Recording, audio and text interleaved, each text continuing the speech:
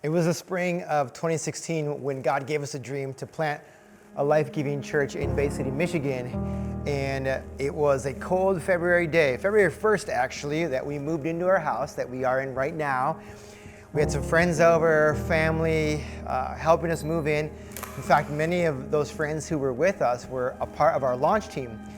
We were setting up bedrooms and putting things in place and unloading this giant trailer and truck. And I just remember in those days, there was an excitement. There was this anticipation of what God would do in and through us and what we would know to be as Radiant Church. So fast forward to Saturday, September 9th, the day before launch Sunday, and we have just received all our equipment. Now, typically with a new church, when you're portable, you get your stuff, like 2 to 3 weeks ahead of time. So you have time to learn how to set up and tear down, maybe even have a practice service. Well, Portable Church called us and said, hey guys, we're so sorry, but we can't get you your equipment until the day before. Is that gonna be okay? Well, we'd already told the entire city that we're launching on September 10th, so we didn't really have a choice. So there we were, the day before, 8 a.m., unloading all this equipment out of the trailer, learning how it all works. So after a long day of setting up, we were about to leave the school. It was about 6 or 6:30 p.m. And I remember Tyler, our first kids director, he told me, hey, I don't know if we have enough games and activities for our kids, man. Can we go shopping? And so here we go to Walmart after a full day of, setting up our equipment. And we're at Walmart, and I remember pushing that cart down the aisle, and Tyler is just shoving stuff into the cart, whatever we needed. And we kind of both looked at each other and we just thought, you know what, whatever it takes, we got to get this thing done, man. And on that fateful day, September 10th, 2017, 200 people showed up in that elementary school, and we watched God begin to transform lives in that little gym, a library, and a couple of classrooms.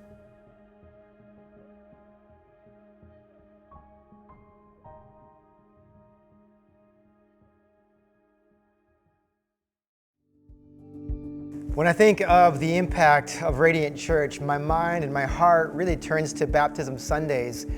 And even in those days, the early days, when we didn't have anywhere to baptize people, through a series of mishaps, we ended up at the pool at Old Town Gym. And there we baptized 11 people. I remember there was a few other people in the pool actually swimming while we were baptizing these people. And it was such a cool thing because they started to cheer along with everyone else who was there with the church for these people being baptized. And now, of course, over the course of 5 years, we've seen 48 people baptized at Radiant Church, 48 people raised to life in the waters of baptism. How amazing is that? We also watched our church become a church who genuinely loves to serve. Even in our portable days, I remember people developing friendships and relationships through setting up and tearing down on a weekly basis. And from day one, I never wanted to lead or pastor an entitled church. And so we just taught that value that serving makes us more like Jesus. And for the past 5 years, our church has matured in such a way that I can genuinely say that we love to serve each other and we genuinely love to serve our city. Then 2020 came, and that was the year that no one could predict. But by the grace of God, we were in a position to buy a building, and this church, formerly St. Maria Goretti, was for sale.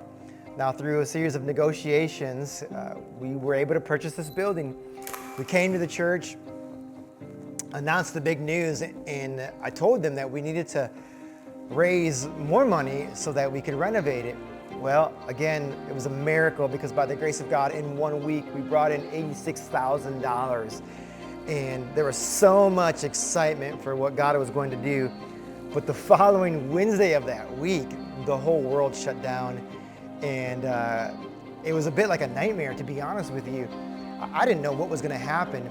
I just remember receiving a phone call that we could no longer have Easter at Central High School, and we no longer had a place to meet on Sundays.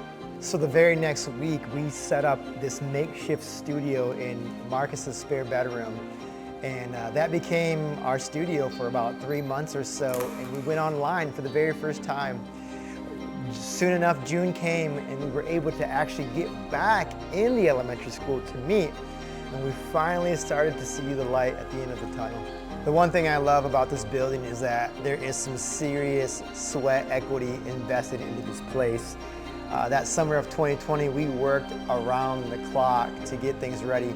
And in August of 2020, we had our very first Sunday worship service here. And once again, we just saw God move in miraculous ways here.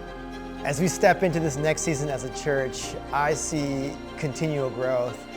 I see more and more people worshiping with us on a weekly basis. I see hundreds of kids here and young people's lives being transformed by the presence of God.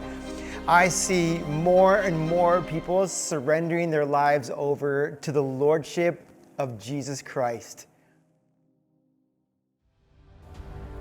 In the last 2 years, we've seen pretty steady growth, but over the last about 6 months, I'd say, we've experienced rapid growth. We went from about 70 kids checked in on average in October to about 100 every Sunday over the last couple of months.